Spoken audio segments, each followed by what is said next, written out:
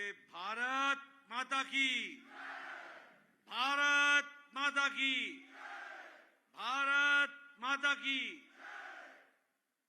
आज के इस चुनावी जनसभा में मंच पर उपस्थित हमारे बहुत ही प्रिय मित्र और मेरे वरिष्ठ साथी, युवा काल से जिन्होंने मेरे साथ काम किया, ऐसे हमारे सूरत नेगी जी, हमारे जिला अध्यक्ष श्री यशवंत नेगी जी, हमारे चंद्रपाल नेगी जी जिला के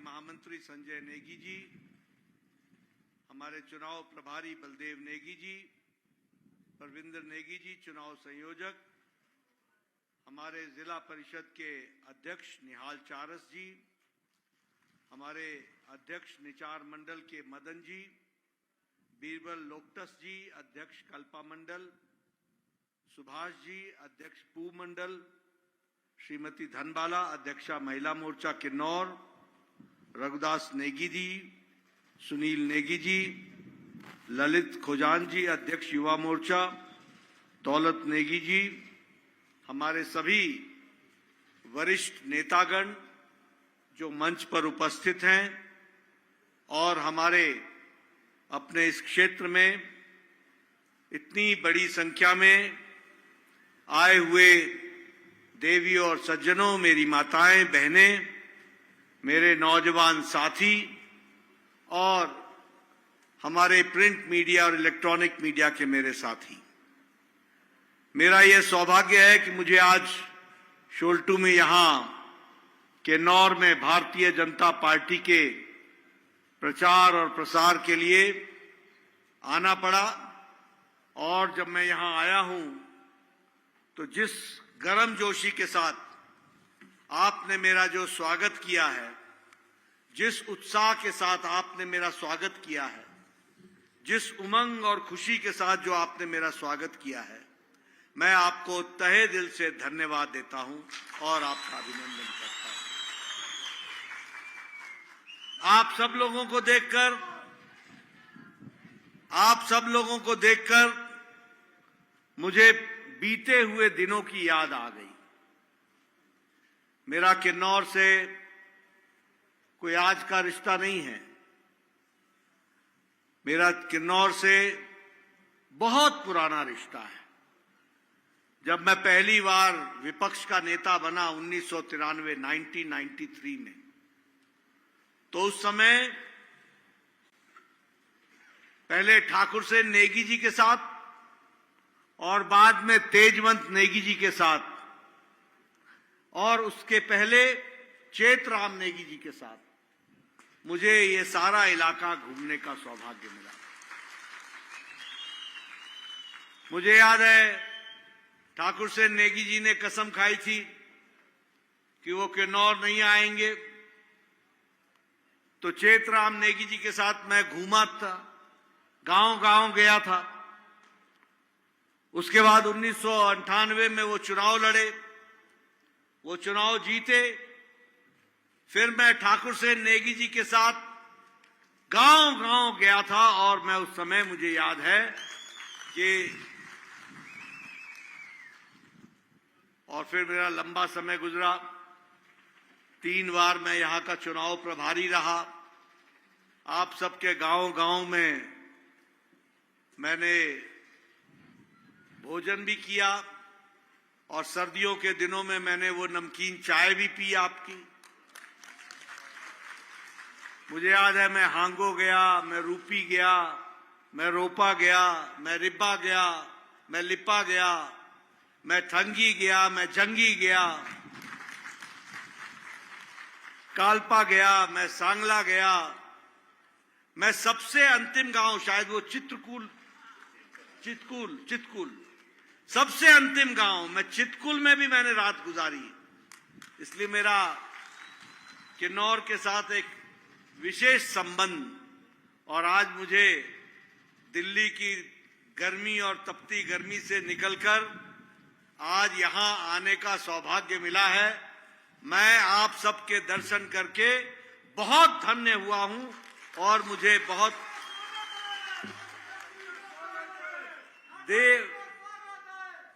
देवतुल्य जनता, देवतुल्य हमारे यहाँ के निवासी, उनके दर्शन करके मैं धन्य हुआ हूं। मित्रों, चुनाव की दृष्टि से अगर मैं बात करूं तो मैं एक बात कह सकता हूं कि आप सब लोग यहां जो आए हैं इतनी दूर दराज इलाके से, मुझे बताया गया कि हांगो से भी आए हैं, पू से भी आए हैं, इधर सांगला से भी आए हैं, निचार से भी आए हैं, तो ये तो बात पक्की है कि आपने कमल के निशान को आपने वोट देना है। ये बात तो मैं आश्वस्त हो जाता हूं, ये बात तो मेरी पक्की है। लेकिन मैं आपसे आपका वोट मांगने तो आया ही हूं, लेकिन आपके माध्यम से मैं आपके गांव का, आपके मोहल्ले का, आपके इलाके का, आपके रिश्तेदारों का, सबका मत भारतीय जनता पार्टी और कमल के निशान को मिले, इसकी हमको चिंता करनी पड़ेगी।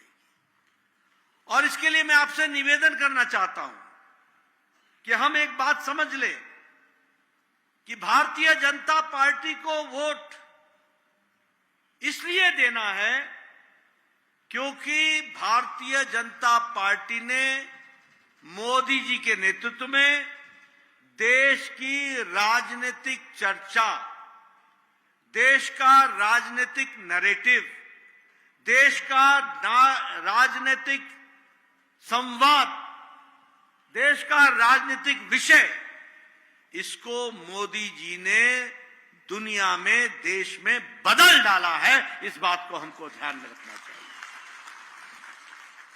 10 साल पहले बताइए आपके मन में आता था कि नहीं आता था कि भारत, हमें दुख है कि एक भ्रष्टाचारी देश बन गया है? दुख होता था कि नहीं होता था? होता था कि नहीं होता था? आए दिन भ्रष्टाचार के किस्से सुनने को मिलते थे कि नहीं मिलते थे? साधारण व्यक्ति बोलता था भारत में कुछ नहीं बदलेगा, ये तो ऐसे ही चलेगा, यहां तो कुछ बदलने वाला नहीं है। ये 10 साल पहले आपकी कहानी थी, और आज 10 साल बाद मोदी जी ने 10 साल में आपके मन में उमंग जगाई, विश्वास जगाया, हिम्मत जगाई। देश बदल सकता है, बदल रहा है। उसका फर्क ये पड़ गया कि आज 2024 में जब आप 1 जून को बटन दबाएंगे तो आप विकसित भारत के संकल्प को पूरा करने का बटन दबाएंगे। ये परिवर्तन आ गया।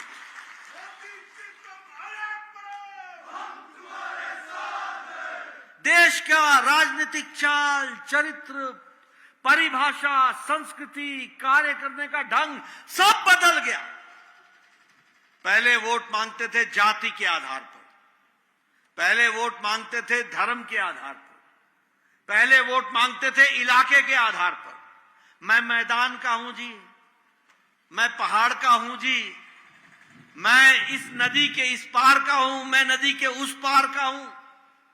वार और पार होता था कि नहीं होता था? आज मोदी जी के नेतृत्व में जब हम आपसे वोट मांगने आए हैं तो हम एक ही बात के लिए वोट मांगने आए हैं, विकासवाद, विकासवाद और विकासवाद। आज भारत विकास की तरफ चल पड़ा, विकास की तरफ। बोलिए, सबको विकास की भूख है कि नहीं है? इच्छा है कि नहीं है? चाहत है कि नहीं है? और मोदी जी विकास कर रहे हैं कि नहीं कर रहे हैं? भारत बदला है कि नहीं बदला है? भारत की तस्वीर बदली है कि नहीं? मोदी जी के नेतृत्व में भारत की तकदीर बदल रही है कि नहीं बदल रही है? ये आज बदलता भारत है, हमको ये समझना पड़ेगा। और इसीलिए विकासवाद, रिपोर्ट कार्ड, यहां का कोई भी आया होगा कैंडिडेट, हमारे लोग, ये सूरत नेगी बार बार आपको बताता है कि नहीं कि मेरी सरकार में ये हुआ था, ये हुआ था, ये हुआ था। कभी दूसरा आया आपके पास बताने को?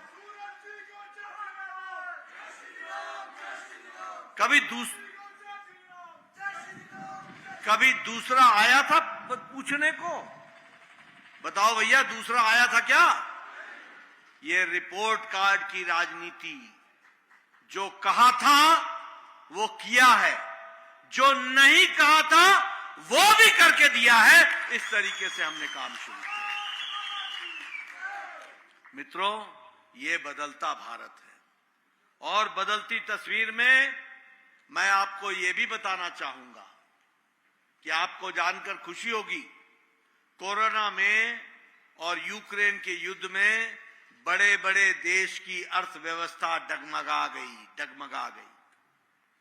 अमेरिका आर्थिक दृष्टि से डमाडोल हो गया, यूरोप आर्थिक दृष्टि से तकलीफ में आ गया, जापान आर्थिक दृष्टि से समस्या में आ गया, चीन पीछे जा रहा है, जापान मुसीबत में है। लेकिन मोदी जी के नेतृत्व में भारत 10 साल पहले 11वें नंबर पर था।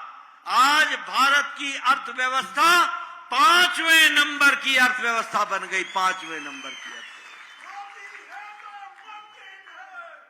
दुनिया में 5वें नंबर पर हम आके खड़े हो गए। और याद रखिएगा, फिर से तीसरी बार मोदी जी प्रधानमंत्री बनेंगे तो भारत तीसरे नंबर की अर्थव्यवस्था बन जाएगा। तीसरे नंबर की।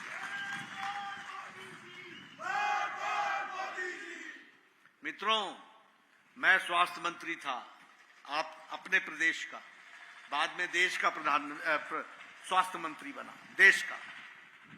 इस देश में ट्यूबरक्लोसिस की दवा, टीबी की दवा को आने में 25 से 28 साल लगे।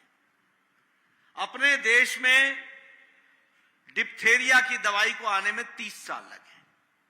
अपने देश में टेटनस की दवाई को आने में 25 से 30 साल लग गए। अपने देश में जापानी बुखार, जापानीज इंसेफ्लाइटिस की दवाई को आने में 100 साल लग गए। 100 साल। लेकिन मोदी जी के नेतृत्व में जब इस देश के अंदर कोरोना आ गया तो पहला केस 27 जनवरी 2020 को आया था और 20 अप्रैल को मोदी जी ने टास्क फोर्स बैठाया था और 9 महीने के अंदर मोदी जी ने एक नहीं 2 वैक्सीन बना करके भारत को आत्मनिर्भर किया। जहां 30 साल दवाई नहीं आती थी, वहां 9 महीने में एक नहीं 2 वैक्सीन आई। और दुनिया का सबसे बड़ा हेल्थ कवरेज वैक्सीनेशन प्रोग्राम और सबसे तेज है वैक्सीनेशन प्रोग्राम भारत में हुआ। 220 करोड़ लोगों को डबल डोज विद बूस्टर दे करके 140 करोड़ देशवासियों को बचाया गया। बताइए, आपके गांव में दूर दूर में वैक्सीनेशन का टीम पहुंची कि नहीं पहुंची? पहुंची कि नहीं पहुंची? ये सबसे बड़ा वैक्सीनेशन प्रोग्राम। और आज आपको जानकर खुशी होगी कि भारत दुनिया में दवाई बनाने में और दुनिया को दवाई देने में दूसरे नंबर का देश बन गया। दूसरे नंबर। सबसे सस्ती और सबसे असरदार दवा आज भारत बना रहा है।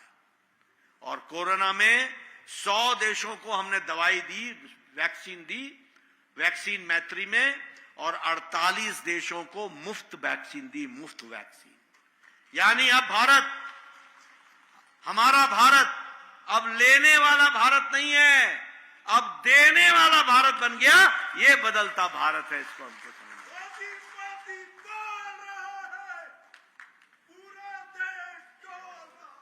मित्रों, मैं आपको बताना चाहता हूं कि आप बताइए किस तरीके से आज पेट्रोकेमिकल्स और केमिकल्स में भारत का एक्सपोर्ट 106% बढ़ गया। आज भारत का स्टील दुनिया का दूसरे नंबर का देश बन गया। स्टील में हर दृष्टि से आपके हाथ में मोबाइल है ना? मोबाइल आप लोगों के हाथ में है ना? ये मोबाइल 10 साल पहले इस पे लिखा होता था made in China, made in Japan, made in Taiwan, made in Australia, made in कोई और देश का नाम होता था, कोरिया। आज आपके मोबाइल उठा के देखो, इस पे लिखा है मेड इन इंडिया। आज भारत 97% मोबाइल बना रहा है। ये बदलता भारत है, ये बदलती तस्वीर है। बोलो, मोदी जी के नेतृत्व में भारत मजबूत हुआ है कि नहीं हुआ है? आप बताइए, हमारे फौजी भाई 1972 से OROP, one rank one pension के लिए लड़ रहे थे कि नहीं लड़ रहे थे? किसी ने नहीं पूछा।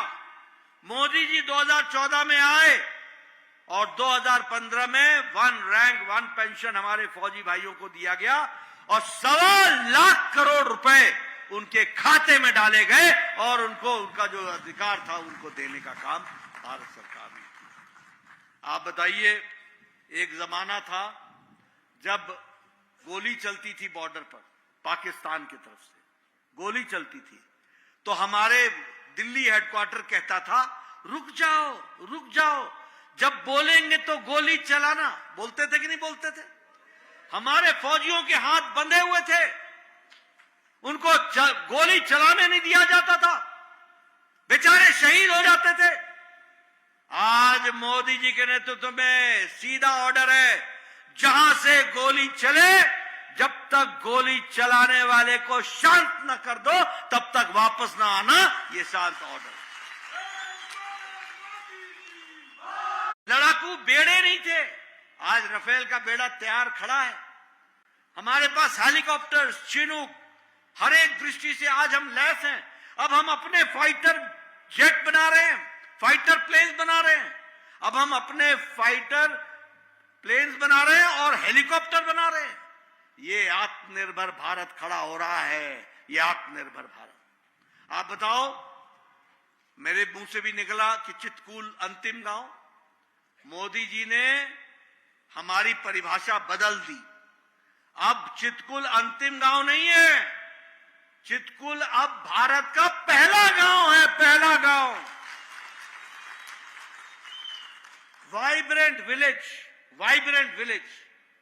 7,500 करोड़ रुपए दिए हैं सिर्फ वाइब्रेंट विलेज को ठीक करने के लिए। आप देखिएगा, आज सैकड़ों किलोमीटर की सड़क बॉर्डर पर बन गई है। आप सब देखते थे कि नहीं देखते थे? आर्मी का कॉन्वॉय जाता था, आगे एक हरा झंडा होता था, नहीं आगे लाल झंडा होता था, पीछे हरा झंडा, नहीं आगे हरा झंडा पीछे लाल झंडा होता था। 40-40 गाड़ियां जाती थी और ब्रिज पर अटक जाती थी। अटकती थी कि नहीं अटकती थी?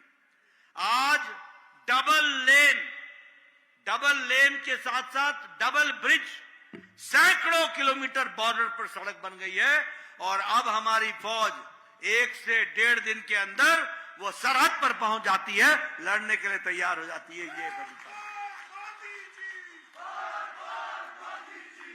कांग्रेसी डरते थे सड़क बन जाएगी तो दुश्मन आ जाएगा।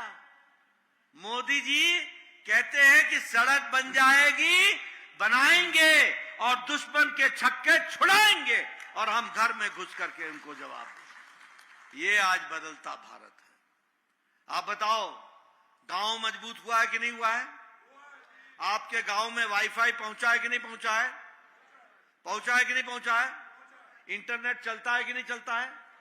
2 लाख पंचायतों में मोदी जी ने 10 साल में इंटरनेट पहुंचा दिया। इंटरनेट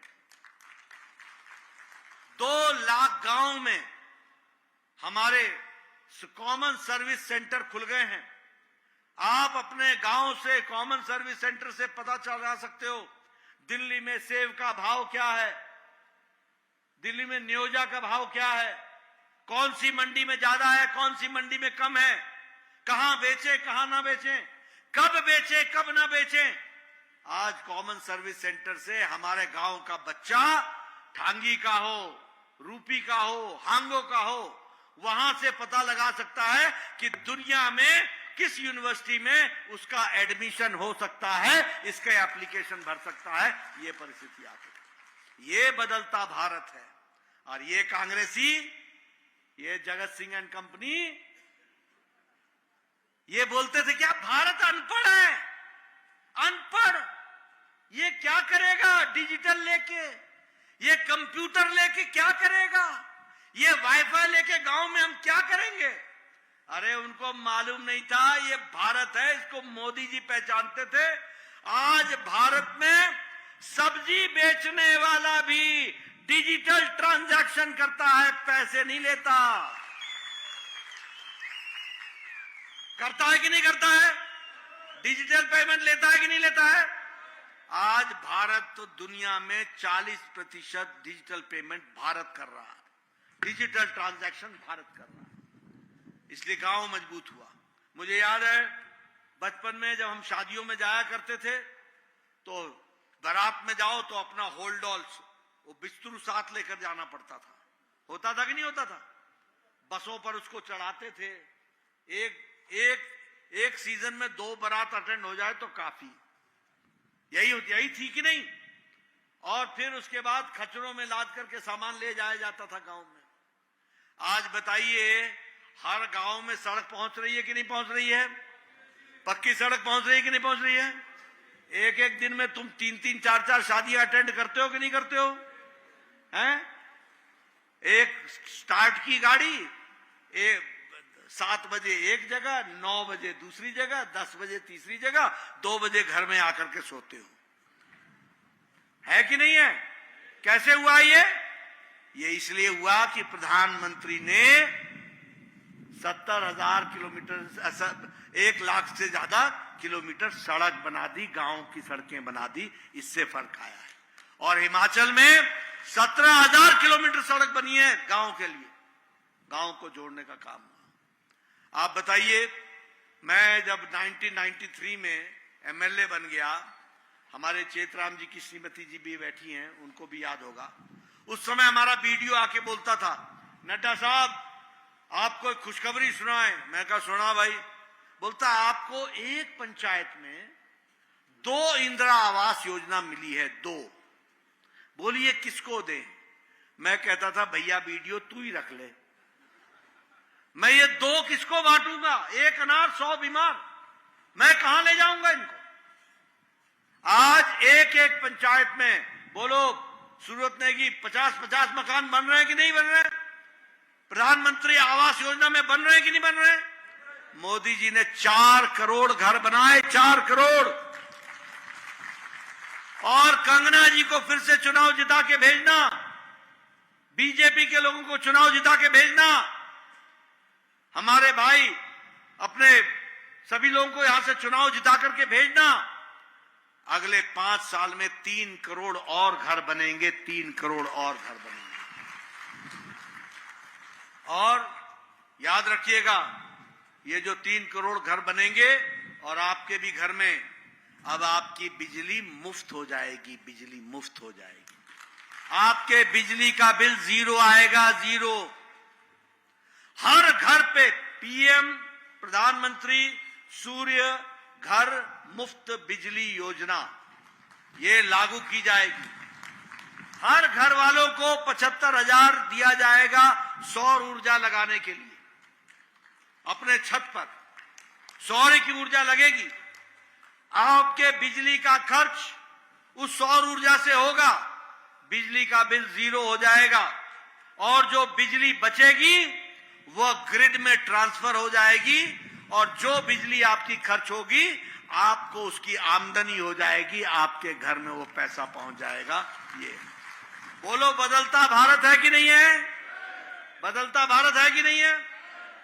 आप बताइए 10 साल पहले आप लोग सुबह 5 बजे उठ करके गांव में जंगल में जाके लकड़ी काटते थे कि नहीं काटते थे? ठक ठक ठक काट के बोझा लादते थे कि नहीं लादते थे? और पतली पतली पगडंडियों पर चलते थे कि नहीं चलते थे?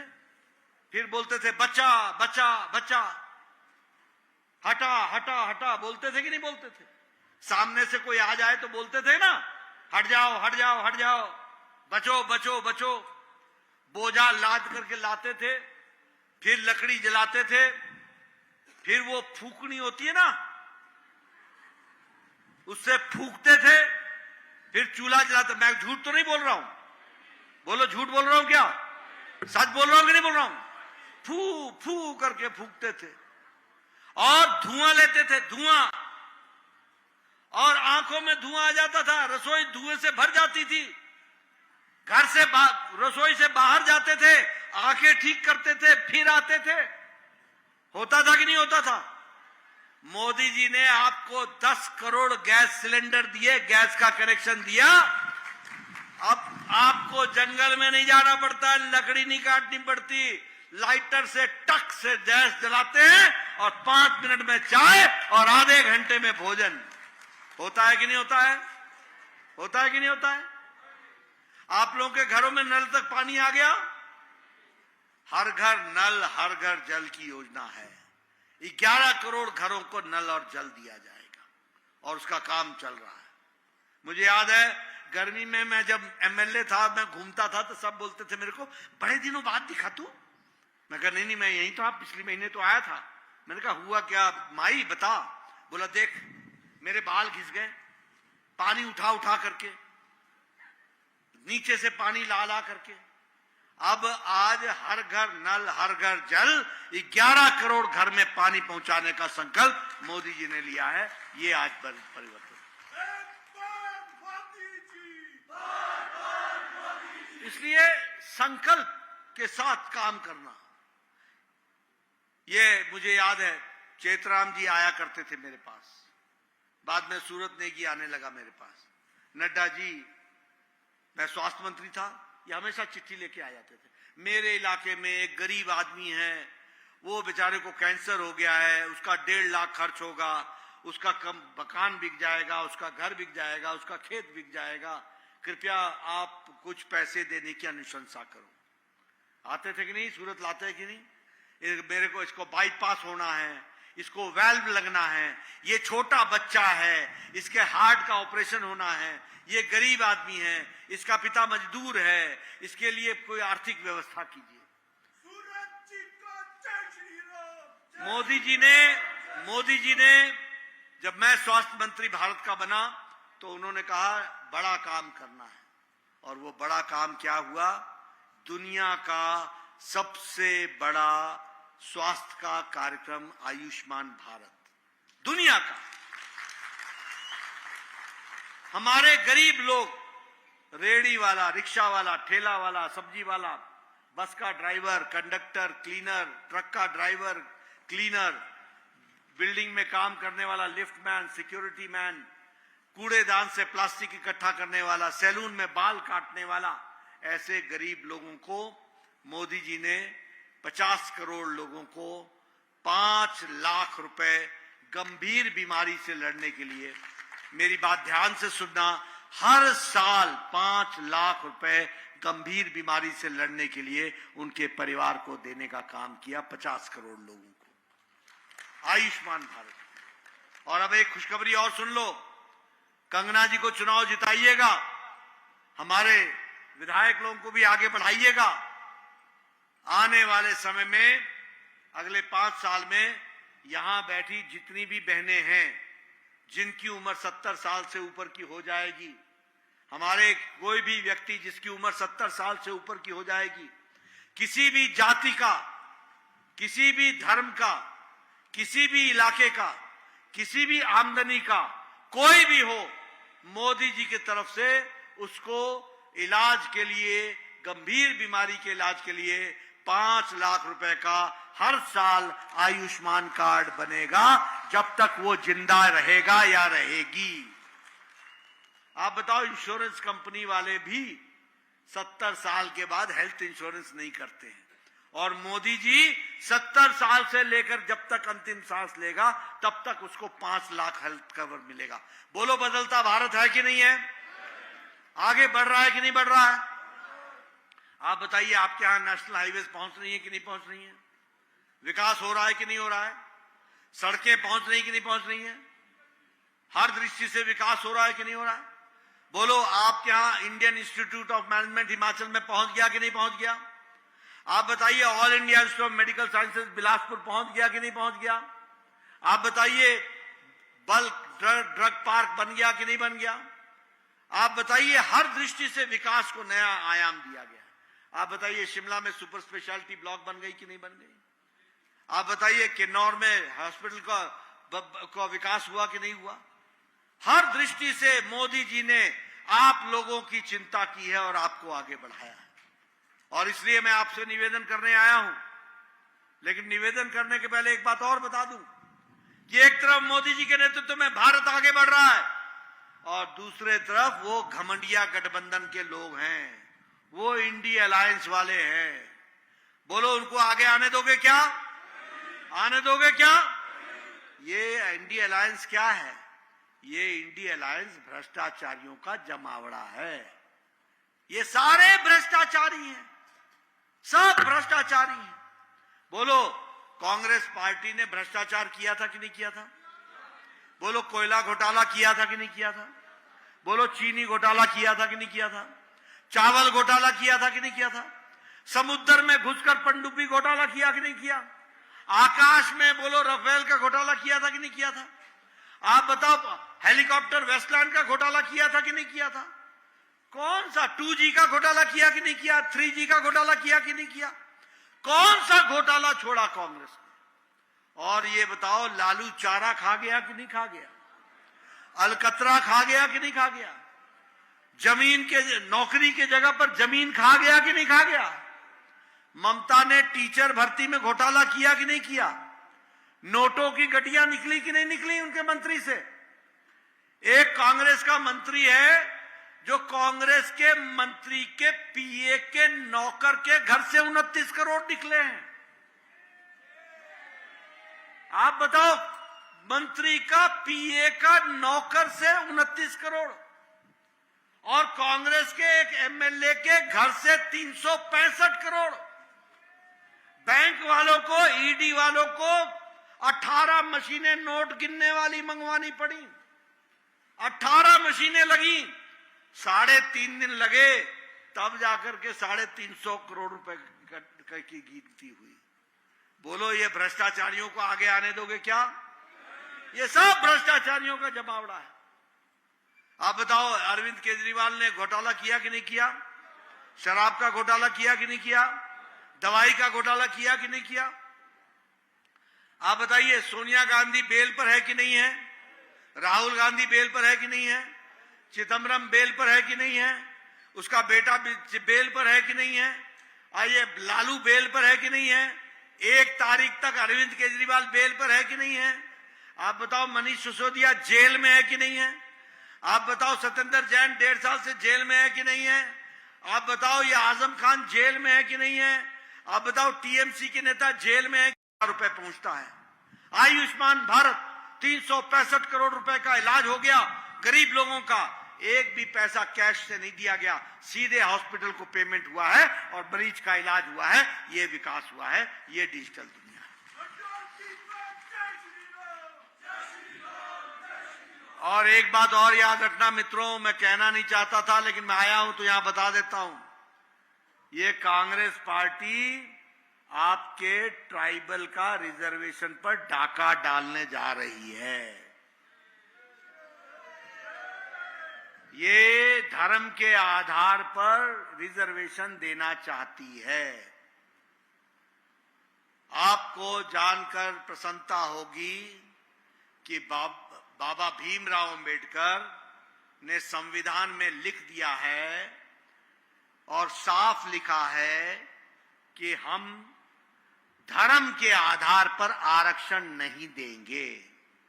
हम आरक्षण वहां की भौगोलिक और सामाजिक परिस्थितियों पर देंगे और आपको जो ट्राइबल रिजर्वेशन है वो भौगोलिक आधार पर मिलता है, क्योंकि दूर दराज का इलाका है तो इसको ट्राइबल को रिजर्वेशन दिया जाए।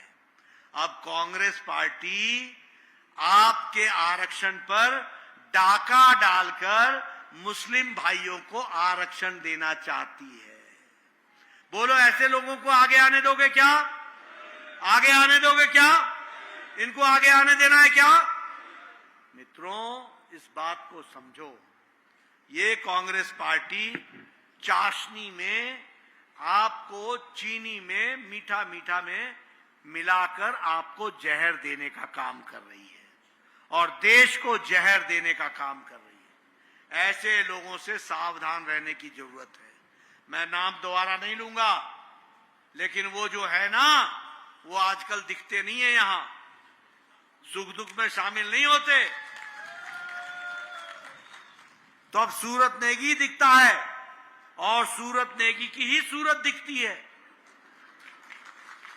इसलिए याद रखना, जो आपके हक की रक्षा करे, जो आपके इलाके की रक्षा करे, जो आपको विकास में आगे ले जाए, उनको ही आपने ताकत देनी है। और इसीलिए मैं आपसे ये निवेदन करने आया हूं और आपसे ये बताने आया हूं कि आज आवश्यकता इस बात की है कि हमारी कंगना बहन जो यहां से प्रत्याशी है, उसने देखो एक हिमाचल के गांव से निकलकर देश में दुनिया में नाम कमाया और देश में दुनिया में, देश में और दुनिया में फिल्मी जगत में उसने अपने आप का नाम स्थापित किया। बोलो, एक गांव से निकली हुई हमारी बहन इतने आगे बढ़ी, दुनिया में नाम कमाया, उसको स्थान मिलना चाहिए कि नहीं मिलना चाहिए? जरा जोर से बोलिए, स्थान मिलना चाहिए कि नहीं मिलना चाहिए? उनको चुनाव जिताना चाहिए कि नहीं जिताना चाहिए? और लाहौल स्पीति से हमारा साथी अपना रवि ठाकुर जी, हमारे होनहार नौजवान, देखो उन्होंने सच्चाई के लिए कांग्रेस पार्टी छोड़ दी और हमारे साथ मिले हैं। बोलो, उनको आशीर्वाद रवि ठाकुर को मिलना चाहिए कि नहीं मिलना चाहिए? तो अगर मिलना चाहिए तो आपको कमल का बटन दबाना होगा और 1 तारीख को आप कमल का बटन दबाएं, कंगना जी को विजयश्री दिलाएं। बोलिए, आप उनको विजयश्री दिलाएंगे ना? मुझे विश्वास देंगे ना? मैं विश्वास के साथ दिल्ली जा सकता हूं ना? याद रहेगा ना? 4 तारीख को मैं देखूंगा मंडी क्या हो रहा है, किन्नौर कितना आगे जा रहा है। तो आपने जितना वोट दबाया होगा, वो ऊपर उठ जाएगा, कमल खिल जाएगा। तो खिलाओगे ना? बोलो, फिर एक बार, फिर एक बार, फिर एक बार, अब की बार, अब की बार, अब की बार। बहुत बहुत धन्यवाद। जय भारत, जय हिमाचल। बहुत बहुत धन्यवाद माननीय नड्डा जी। अब अंत में जिला किन्नौर की ओर से, भाजपा की ओर से एक सुंदर माला पहनाकर आदरणीय नड्डा